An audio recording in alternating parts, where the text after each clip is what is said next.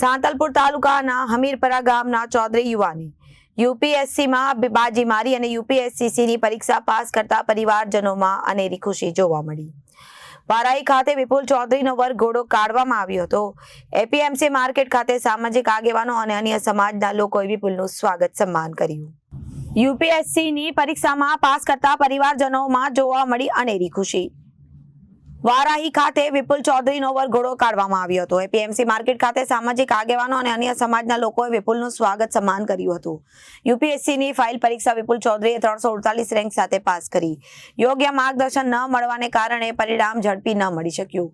વિપુલ ચૌધરી યુપીએસસીનું સ્વપ્ન વર્ષ 2015માં જોયું હતું। વિપુલ ચૌધરી ગામના શિક્ષકે આઈએએસની ભૂમિકા અંગેની વાત કરતા આઈએએસ બનવાનું નક્કી કર્યું।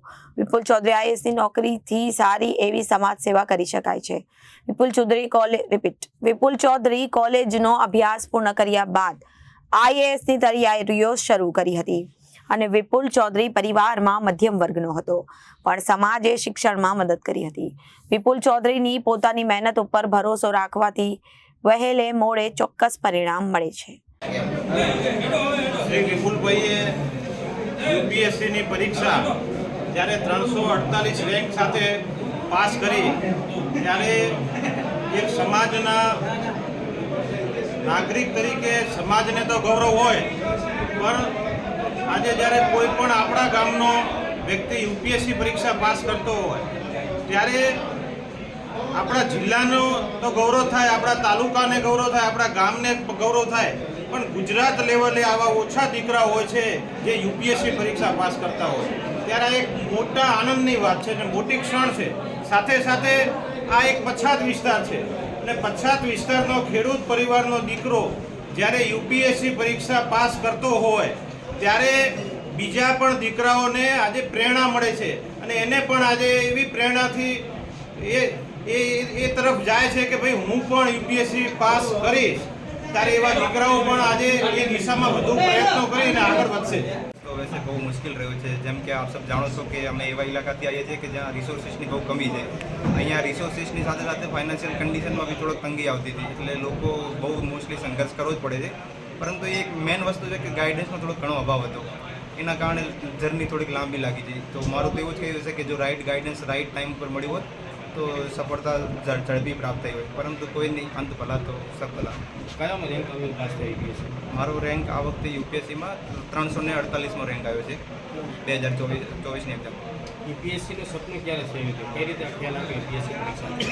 પછી આ સપનું મેં 2015માં અમારી સ્કૂલમાં એક શિક્ષક દ્વારા જ્યારે પ્રેરણા સ્ત્રોત તરીકે આઈએસની ભૂમિકાનો જ્યારે વાત કરી ત્યારે ખ્યાલ આવ્યો કે ના, આઈએસની એક બહુ મોટી પોઝિશન છે।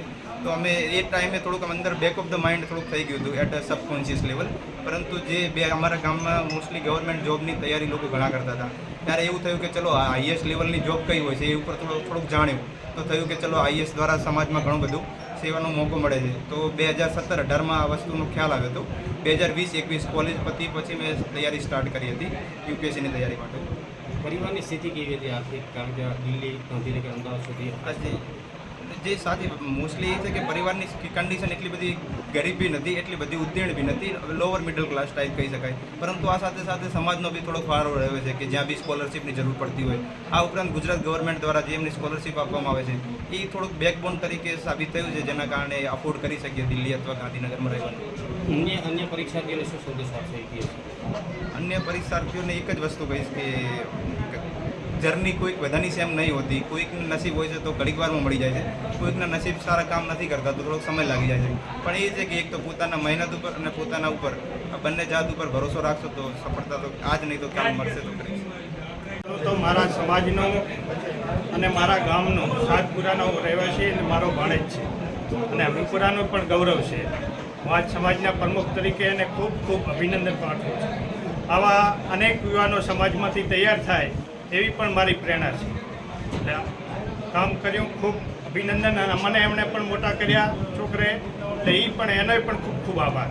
એક ખેડૂત પરિવારમાંથી જો તૈયાર થતો આવો હીરો અને માટીમાંથી પેદા થઈને હીરો તૈયાર થયો એવો આ પહેલો દાખલો છે આ તાલુકાની અંદર। અન્ય યુવકોને શું કહેશો? અન્ય યુવકોને પણ પ્રેરણા આપું છું કે આવું બને અને આવો એક ભાઈ વધારે ને વધારે બને અને આવો એક દાખલા બેસાડી શકે એવી પણ મારી અપેક્ષા છે અન્ય યુવાનોને। શું નામ આપનું? હરજીભાઈ મેઘરાજભાઈ ચૌધરી સમાજ રતોડા વિભાગના પ્રમુખ. Bureau report Janadesh news, Santalpur.